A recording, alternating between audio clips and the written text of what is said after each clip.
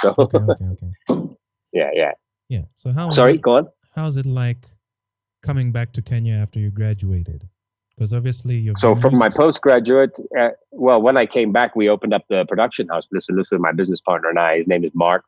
Mark and I had been working together from 2004 for a production on Mnet called Studio 53. I was a presenter and a producer. He was Mhm. the cameraman and the director.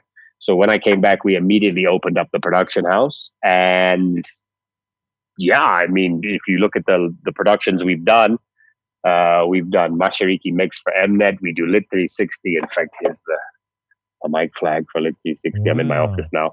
now. We've done Coke Studio, 2 seasons of Coke Studio. We've just finished Chapadimba for Safaricom. We were doing the Magical Kenya Open, which was cancelled obviously because of coronavirus. Radio 54, my online show, is produced here. Um, we've done a number of TV commercials, a number of documentaries, and I mean, you know, we've had good years, we've had shit years.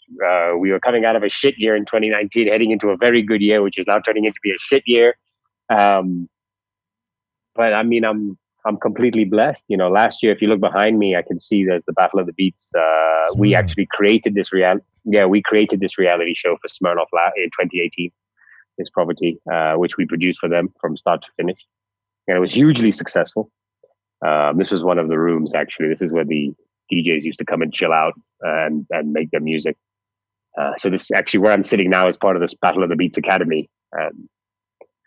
So look, I mean, it's you can say people complain when they have bad years business wise. I stopped complaining when I got sober, to be honest, because I'm so blessed, to have say, I may not be as rich as I was 3 years ago, and I may be richer again next year than I've ever been in the past. It's the way business works, maybe not rich is the wrong word, successful. Um, but I'm so blessed to have seen what I've seen. I've traveled most of Africa on production. Um, you know, I've interacted with some of the biggest brands in the world in terms of work that I do. I've stayed on top of my game in radio for 20 years on and off.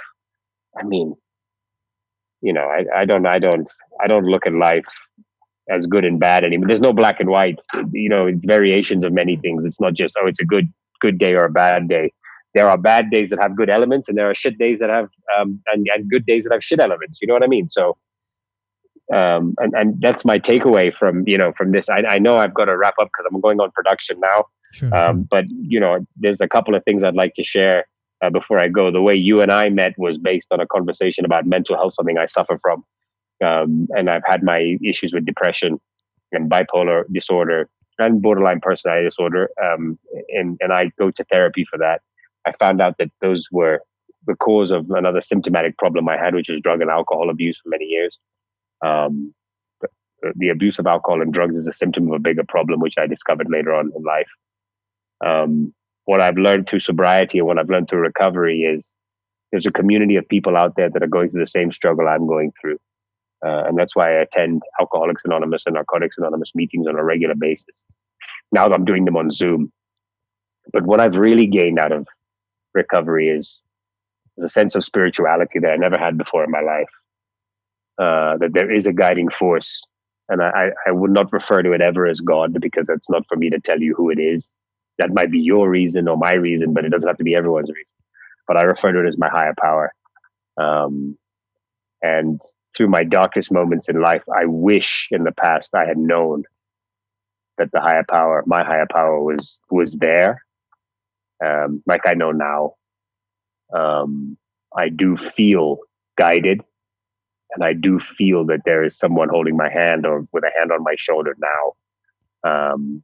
And I don't think that everyone has to be a recovering addict or everyone has to stop drinking or doing drugs. That's not my issue. Not everyone's an addict. I myself am an addict. But the sense of spirituality has caused a very different need for me in what I want in life or what I chase in life.